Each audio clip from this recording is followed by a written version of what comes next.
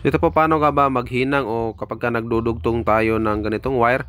So unang-una po, kailangan punduhan muna natin yung bawat dulo ng wire na ating idudugtong. So yan, unahin muna natin itong isa.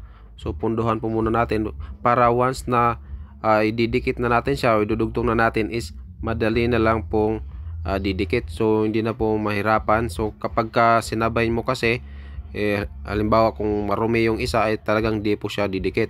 Not unless kung ay nalinis nyo na yung kabilaang dulo, meron na siyang pondo, ibig sabihin talagang didikit na po yung kanyang soldering lead dyan.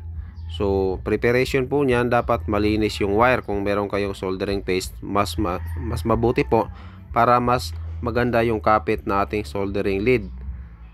At saka yan, kapag yung soldering iron nyo naman is dapat po tugma o yung kakayanin niya yung size ng wire. So mas malaking wire is mas malaking wattage na kailangan, kasi kung hindi po yan tugma is hindi po yan iinit ng maayos. At kung hindi mainit ng maayos ay hindi po maganda yung pagkakadugtong ng ating mga wire na i-connect o kahit sa ano man, kahit sa mga electronic parts. Kung sa electronic parts naman is maliit lang yung wattage ng soldering iron na ginagamit dyan. So usually nasa 25 to 40 watts. Yun, depende po sa kung gaano kalaki naman yung mga pyesa na kailangang ihinang. So sa mga wires naman po, depende din po sa laki. Gaya nito sa atin is 60 watts to.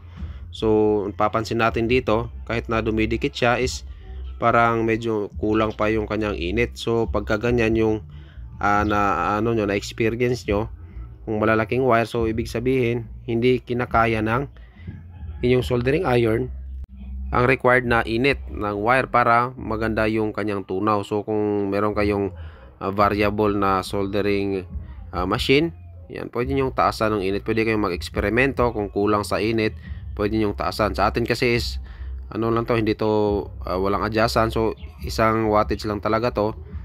So kung ano lang yung kapasidad niya is yun lang talaga yun. So diskarte nyo na lang kung paano nyo gagawa ng paraan. So importante dyan is malinis yung ating wire o kung ano man components na ating ihihinang.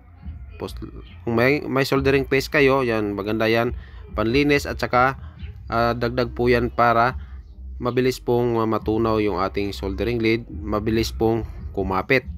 So yan po siya. So ito yung mas malapitan na paraan dyan kung paano magpondo ng wire. So initin lang muna yung wire na pagpopondohan nyo ng soldering lead, kasi kung hindi mainit yan, hindi po kakapit yung ating soldering lead. So yan po siya. So ito yung sinasabi ko, kung kukulangin talaga, hindi ka kinakaya yung init na required dito, ay hindi po talaga kakapit yung ating soldering lead dyan. Pero kung ayos lang naman yung init, so ganyan yan. So yan, kumapit po yung ating soldering lead.